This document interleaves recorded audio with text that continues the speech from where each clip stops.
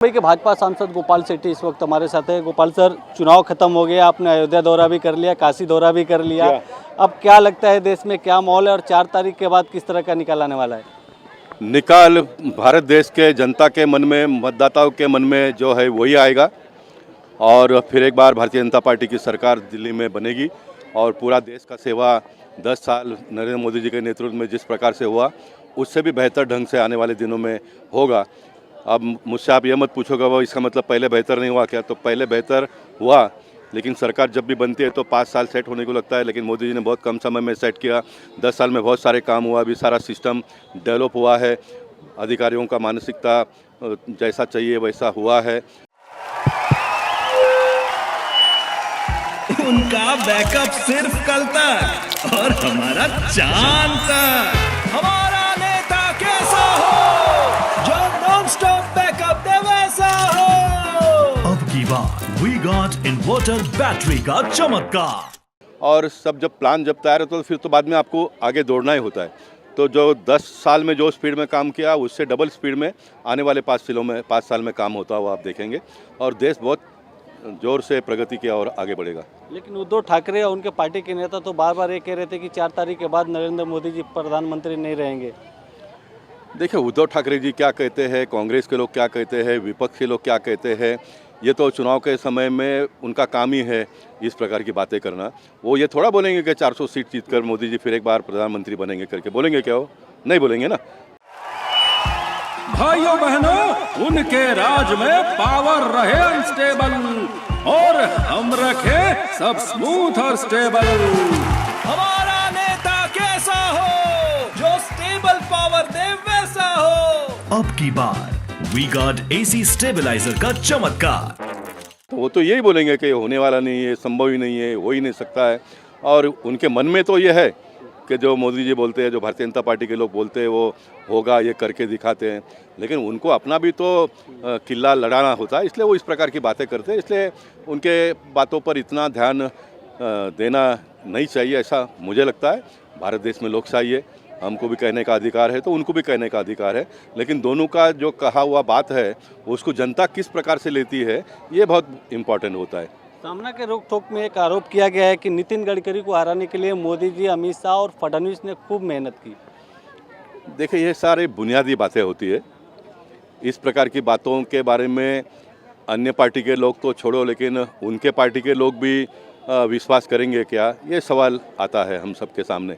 इसलिए इस प्रकार की बातें तो अभी कुछ बचा नहीं है हाथ में कहने के लिए, तो इस प्रकार की सारे बातें करते हैं। तो मैं मानता हूँ कि इस प्रकार की बातों के बारे में ध्यान भी नहीं देना चाहिए और कोई जवाब देने की आवश्यकता ऐसा भी मुझे लगता नहीं है। उन्होंने ये भी आरोप किया कि अगर अमित शाह के हाथ में सत्ता आई तो योगी आदित्यनाथ को घर बिठा दिया जाएगा।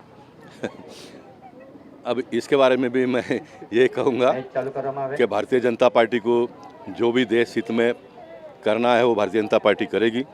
भारतीय जनता पार्टी के नेताओं को पार्टी हित में जो करना है वो करेंगे, क्योंकि हम जो कुछ भी करते हैं वो देश हित के लिए करते हैं। पार्टी चलाते तो पार्टी को बड़ा करने के लिए करते हैं। पार्टी को बड़ा किस लिए करना चाहते हैं, तो देश को आगे बढ़ाने के लिए। तो पार्टी हित में और देश के हित में जो भी उचित होगा वो पार्टी के नेता करेंगे, उनका अधिकार का काम है। अब वो करने के बाद में कोई कमेंट अगर किसी को करना है तो वो उसके बाद में कर सकते हैं, लेकिन उसके पहले ही भविष्यवाणी करने के लिए ये लोग हो सकते हैं ज्योतिष, लेकिन मैं तो नहीं हूँ। गजानन कीर्तिकर पर आरोप किया जा रहा है कि उन्होंने पूरे इलेक्शन के दौरान अपने बेटे अमोल कीर्तिकर को जिताने के लिए मेहनत की है और इस तरह का उन्होंने कट रचा था कि वो भी खड़े रहते थे इलेक्शन में और नॉमिनेशन का जिस दिन आखिरी वक्त था उस दिन अपना नाम पीछे लेकर एक तरफा वो जिताना चाहते थे अमोल कीर्तिकर को। हालांकि गजानन कीर्तिकर ने कहा कि ऐसा कुछ नहीं है, मैं निष्ठावान हूँ, मैं शिवसेना शिंदे की तरफ से हूँ, शिंदे के लिए काम किया हूँ। लेकिन उनके ऊपर ये जो आरोप लगा रहे हैं उसको लेकर क्या कहेंगे?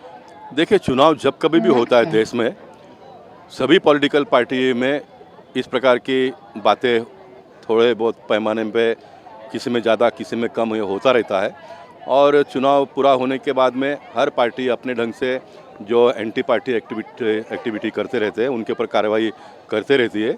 ये उनका पार्टी का अंदरूनी मामला है। उनके पार्टी के लोगों ने क्या किया है इसका जांच करना ये उनका काम है। जांच करने के बाद में उनको जो उचित कार्रवाई करना है ये भी करने का काम उनका है। इसमें मुझे लगता है कि कोई तीसरे पार्टी ने कहने की कोई आवश्यकता नहीं है। उनके पार्टी को ठीक ठाक करने के लिए जो कुछ भी करना वो करेंगे। हम तो अपने पार्टी को कैसा ठीक ठाक कर सकते हैं उसके लिए काम करते हैं। चुनाव खत्म हो गया है सर, आप लोग इंतजार कर रहे हैं कि आपकी आगे भूमिका किस तरह की होगी, क्योंकि यहाँ पे भी कुछ लोग थे वो बोलते हैं हमारे मुख्यमंत्री भी आप हो, हमारे सांसद भी आप हो, विधायक भी आप हो। ऐसा न गीत है, तुम ही हो माता पिता तुम ही हो, वो उसका अनुकरण वो करते हैं।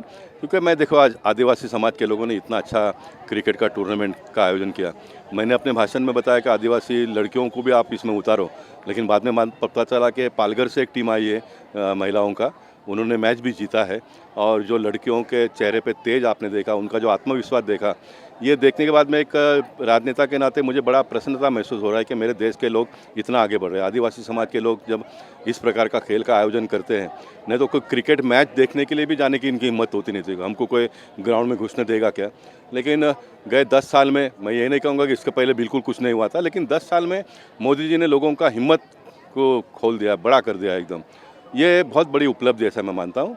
इसलिए देश आगे बढ़ रहा है, जितना तेज़ी से गए 10 साल के पहले बढ़ना चाहिए था वो बढ़ा नहीं, लेकिन मोदी जी आने के बाद में बहुत तेज़ी से बढ़ रहा है। भारत देश एक बहुत बड़ा देश है, बहुत सारे समस्याएं हैं। एक दिन में सारे समस्याओं का समाधान तो कोई भी नहीं कर पाएगा। जो भगवान ने इस सृष्टि का निर्माण किया है उनसे भी ये पूरा नहीं हो पाए, तो हम तो मानव जाति में जीने वाले लोग हैं। हमारा काम है कि प्रामाणिकता से प्रयत्न करना चाहिए। और मैं इस बात से सहमत हूँ कि जितना प्रामाणिकता से पॉलिटिकल सिस्टम के लोगों ने करना चाहिए वो नहीं हो रहा है। बाकी तो भारत देश में रिसोर्सेस बहुत सारा है। गरीबों का कल्याण करने के लिए सरकार ने ही उनको मदद करना चाहिए। ऐसा नहीं तो अपने देश में एक तबक्का इस प्रकार के लोगों का भी है जो अपने आप से लोगों को मदद करने की इच्छा प्रकट करते हैं, लेकिन कोई बीच का आदमी होना चाहिए जो इनके पास से लेकर इनको दे। तो बहुत बड़ी ताकत भारत देश में है। मैं चाहता हूं कि अगली बार के सरकार में ये सारा करने का प्रयास हम सब लोग मिलकर करेंगे। लेकिन सरकार के माध्यम से करते रहती है। हर सांसद ने, हर विधायक ने, हर पार्षद ने अपने अपने जगह पर अपने अपने मतदाताओं का विश्वास जीतने का काम करना चाहिए। जैसा अभी उन्होंने कहा कि भाई आप चुनाव आज नहीं भी लड़ रहे तो हमारे तो सांसद आप ही हो। तो ये जो आत्मविश्वास, जो विश्वास जीतने का काम मैंने किया है, ऐसे सारे लोगों ने करना चाहिए, ऐसा मुझे लगता है। और ये विश्वास जीतने के पीछे का कारण क्या है, तो आज मैं तो अभी चुनाव नहीं लड़ रहा हूँ, फिर भी अभी 3:45 बज गया, अभी तक घर पे नहीं गया, खाना भी नहीं खाया हूँ, घूम रहा हूँ। तो ये करते रहेंगे तो सब ठीक ठाक होते रहता है। एक आखिरी सवाल है सर, आनंदराव अडसुल ने कहा है कि जब मैं अमरावती के लिए जगह मांग रहा था तब मुझे अमित शाह जी ने, देवेंद्र फडणवीस ने और मुख्यमंत्री ने कहा था कि आप ये सीट छोड़ दो, आपको राज्यपाल हम बनाएंगे। क्या इस तरह का कुछ कमिटमेंट आपको भी किया गया है? इन फ्यूचर पार्टी ने क्या जिम्मेदारी देने वाली कुछ पार्टी ने कहा है? मैं बिल्कुल ऐसा कोई कमिटमेंट मेरे साथ में हुआ नहीं है। मेरे पार्टी के नेताओं को मैं अच्छी तरह से पहचानता हूँ। मेरे पार्टी के नेता मुझे अच्छी तरह से पहचानते हैं। गोपाल शेट्टी को इस प्रकार का कोई लुभावना ऑफर देने के बाद में गोपाल शेट्टी पिघलेगा और काम करेगा, ऐसा प्राणी ये नहीं है। ये मेरे पार्टी के नेताओं को पता है। और मैं ये मानता हूँ कि ऐसा कोई भी लुभावना बातें मेरे साथ में कर मुझसे अगर कोई काम करवाते हैं तो फिर ये मेरा अपमान नहीं है, मेरे मतदाताओं का अपमान है। इसलिए मेरे मतदाताओं का जो विश्वास है, उनका जो सम्मान है, उसको बेचने का अधिकार मुझे नहीं है। बहुत बहुत धन्यवाद। यस। कैमरामैन अजय मोहिते के साथ गोविंद ठाकुर, TV9 मुंबई।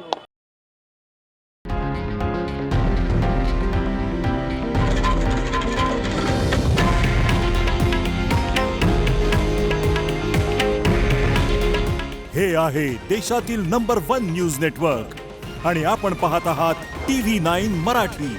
काळजी तुमची, हित महाराष्ट्राचं।